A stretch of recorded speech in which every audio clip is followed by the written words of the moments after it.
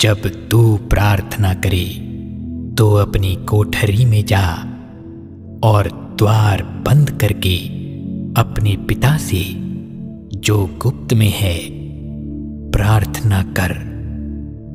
तब तेरा पिता जो गुप्त में देखता है तुझे प्रतिफल देगा।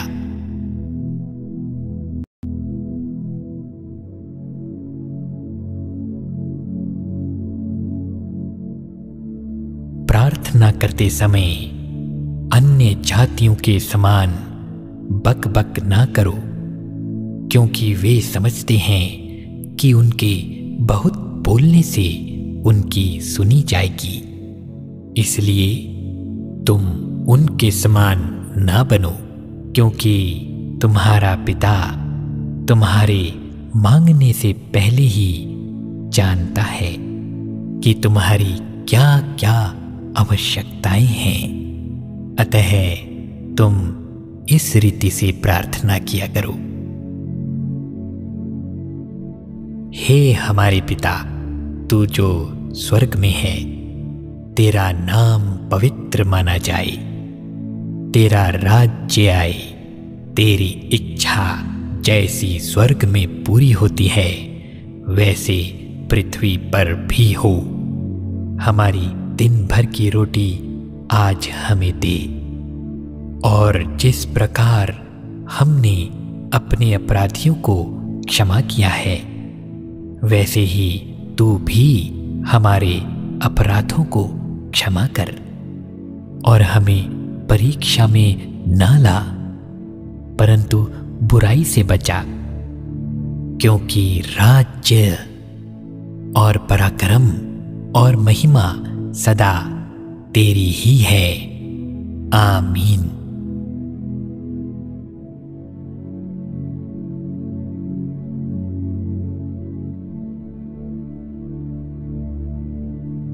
व्यभिचार से बचे रहो।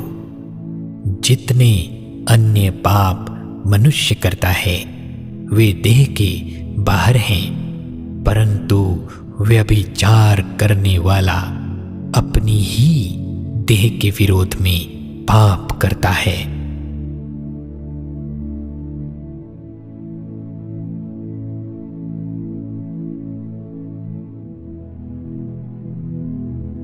परमेश्वर ने किस रीति से यीशु नासरी को पवित्र आत्मा और सामर्थ्य से अभिषेक किया, वह भलाई करता और सब जो शैतान के सताए हुए थे अच्छा करता फिरा, क्योंकि परमेश्वर उसके साथ था।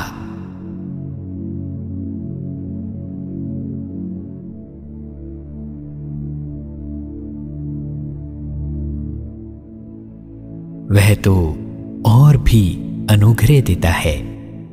इस कारण यह लिखा है, परमेश्वर अभिमानियों का विरोध करता है पर दीनों पर अनुग्रह करता है।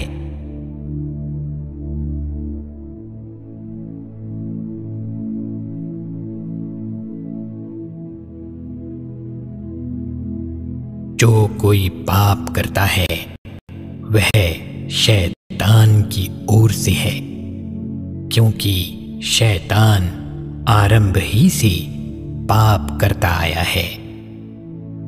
परमेश्वर का पुत्र इसलिए प्रकट हुआ कि शैतान के कामों का नाश करे। सब प्रकार का वैभव और छल और कपट और ढाह और निंदा को दूर करके नए जन्मे हुए बच्चों के समान निर्मल आत्मिक दूध की लालसा करो, ताकि उसके द्वारा उद्धार पाने के लिए बढ़ते जाओ, क्योंकि तुमने प्रभु की कृपा का स्वाद चख लिया है।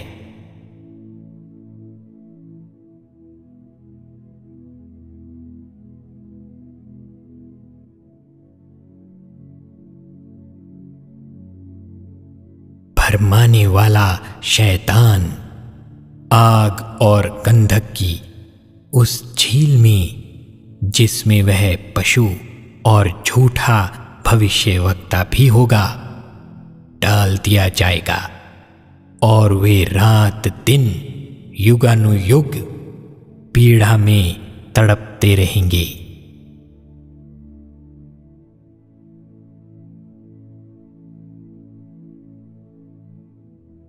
परमेश्वर ने हमें क्रोध के लिए नहीं परंतु इसलिए ठहराया है कि हम अपने प्रभु यीशु मसीह के द्वारा उद्धार प्राप्त करें।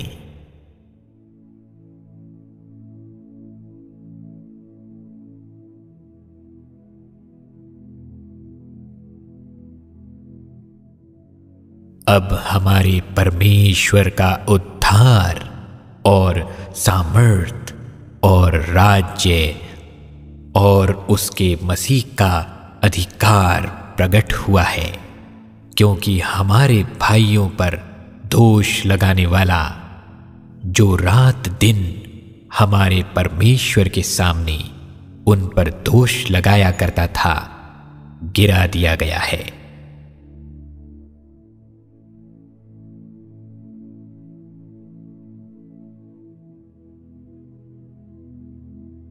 क्योंकि परमेश्वर ने हमें भय की नहीं पर सामर्थ और प्रेम और संयम की आत्मा दी है।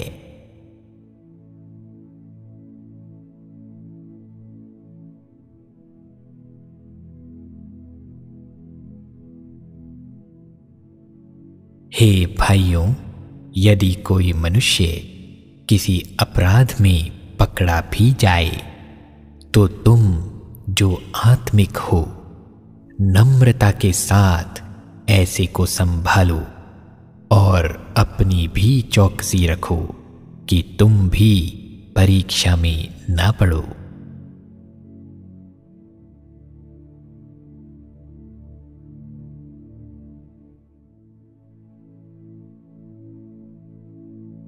यीशु का पहाड़ी उपदेश। वह इस भीड़ को देखकर पहाड़ पर चढ़ गया और जब बैठ गया तो उसके चेले उसके पास आए और वह अपना मुंह खोलकर उन्हें यह उपदेश देने लगा।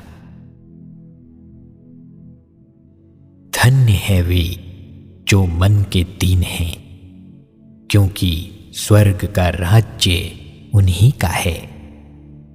धन्य है वे जो शोक करते हैं, क्योंकि वे शांति पाएंगे। धन्य है वे जो नम्र हैं, क्योंकि वे पृथ्वी के अधिकारी होंगे। धन्य है वे जो धार्मिकता के भूखे और प्यासे हैं, क्योंकि वे तृप्त किए जाएंगे। धन्य है वे जो दयावंत हैं, क्योंकि उन पर दया की जाएगी। धन्य है वे जिनके मन शुद्ध हैं, क्योंकि वे परमेश्वर को देखेंगे।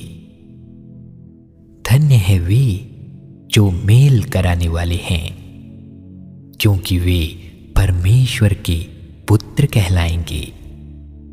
धन्य है वे जो धार्मिकता के कारण सताए जाते हैं, क्योंकि स्वर्ग का राज्य उन्हीं का है।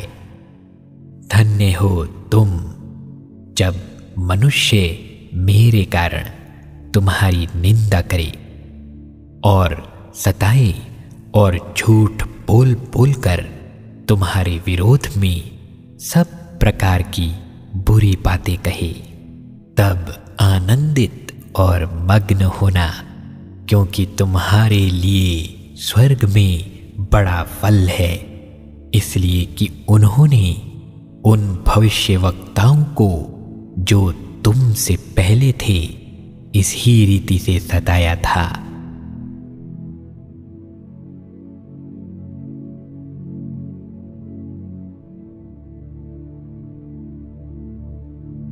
तुम पृथ्वी के नमक हो, परंतु यदि नमक का स्वाद बिगड़ जाए तो वह फिर किसी वस्तु से नमकीन किया जाएगा, फिर वह किसी काम का नहीं, केवल इसके कि बाहर फेंका जाए और मनुष्यों के पैरों तले रौंदा जाए। तुम जगत की ज्योति हो।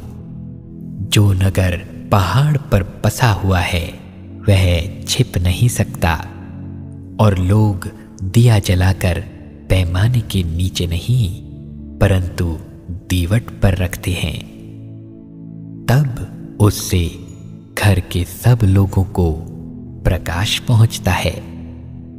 उसी प्रकार तुम्हारा उजियाला मनुष्यों के सामने ऐसा चमके कि वे तुम्हारे भले कामों को देखकर तुम्हारे पिता की जो स्वर्ग में है बढ़ाई करें।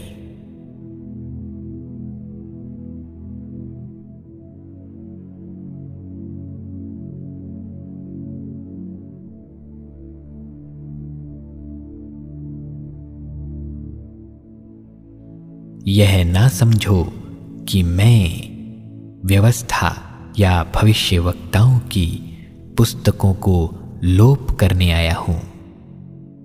लोप करने नहीं परंतु पूरा करने आया हूं, क्योंकि मैं तुमसे सच कहता हूं कि जब तक आकाश और पृथ्वी टल ना जाए तब तक व्यवस्था से एक मात्रा या एक बिंदु भी बिना पूरा हुए नहीं टलेगा। इसलिए जो कोई इन छोटी से छोटी आज्ञाओं में से किसी एक को तोड़े और वैसा ही लोगों को सिखाए, वह स्वर्ग के राज्य में सबसे छोटा कहलाएगा। परंतु जो कोई उन आज्ञाओं का पालन करेगा और उन्हें सिखाएगा, वह स्वर्ग के राज्य में महान कहलाएगा। क्योंकि मैं तुमसे कहता हूं कि यदि तुम्हारी धार्मिकता शास्त्रियों और फरीसियों की धार्मिकता से बढ़कर ना हो तो तुम स्वर्ग के राज्य में कभी प्रवेश करने ना पाओगे।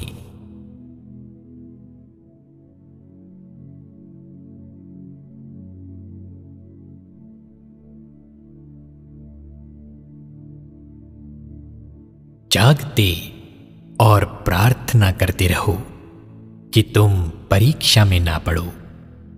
आत्मा तो तैयार है पर शरीर दुर्बल है।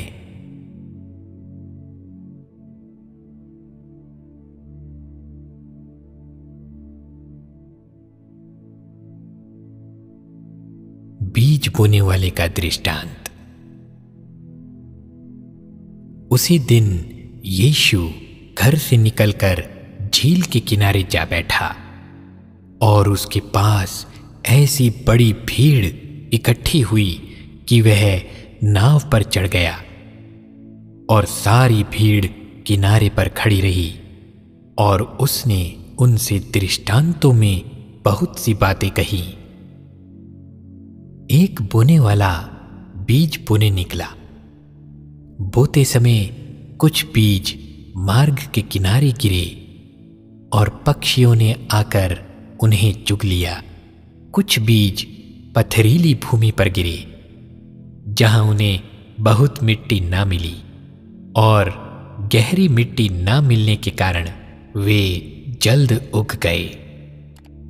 पर सूरज निकलने पर वे जल गए और जड़ ना पकड़ने से सूख गए।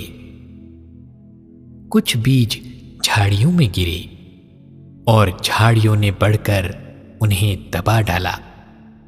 पर कुछ बीज अच्छी भूमि पर गिरे और फल लाए, कोई 100 गुना, कोई 60 गुना, कोई 30 गुना।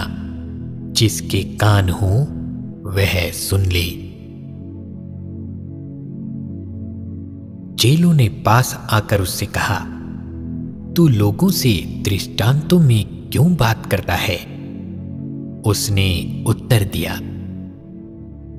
तुमको स्वर्ग के राज्य के भेदों की समझ दी गई है, पर उनको नहीं, क्योंकि जिसके पास है उसे दिया जाएगा और उसके पास बहुत हो जाएगा, पर जिसके पास कुछ नहीं है उससे जो कुछ उसके पास है वह भी ले लिया जाएगा।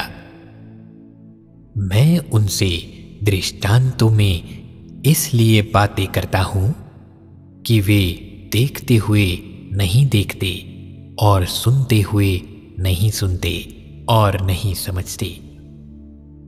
उनके विषय में यशाया की है भविष्यवाणी पूरी होती है, तुम कानों से तो सुनोगे पर समझोगे नहीं, और आंखों से तो देखोगे पर तुम्हें ना सूझेगा, क्योंकि इन लोगों का मन मोटा हो गया है और वे कानों से ऊंचा सुनते हैं और उन्होंने अपनी आंखें मूंद ली हैं। कहीं ऐसा ना हो कि वे आंखों से देखें और कानों से सुनें और मन से समझें और फिर जाएं और मैं उन्हें चंगा करूं। पर धन्य है तुम्हारी आंखें कि वे देखती हैं और तुम्हारे कान कि वे सुनते हैं, क्योंकि मैं तुमसे सच कहता हूं कि बहुत से भविष्यवक्ताओं ने और धर्मियों ने चाहा कि जो बातें तुम देखते हो देखें पर ना दिखें, और जो बातें तुम सुनते हो सुने पर ना सुनी। बीज बोने वाले दृष्टांत की व्याख्या। अब तुम बोने वाले के दृष्टांत का अर्थ सुनो। जो कोई राज्य का वचन सुनकर नहीं समझता, उसके मन में जो कुछ बोया गया था उसे वह दुष्ट आकर छीन ले जाता है। यह वही है जो मार्ग के किनारे बोया गया था, और जो पथरीली भूमि पर बोया गया यह वह है जो वचन सुनकर तुरंत आनंद के साथ मान लेता है, पर अपने में जड़ ना रखने के कारण वह थोड़े ही दिन का है, और जब वचन के कारण कलेश या उपद्रव होता है तो तुरंत ठोकर खाता है। जो झाड़ी पर बोया गया यह वह है जो वचन को सुनता है, पर इस संसार की चिंता और धन का धोखा वचन को दबा देता है और वह फल नहीं लाता। जो अच्छी भूमि पर बोया गया यह वह है जो वचन को सुनकर समझता है और फल लाता है, कोई 100 गुना, कोई 60 गुना और कोई 30 गुना।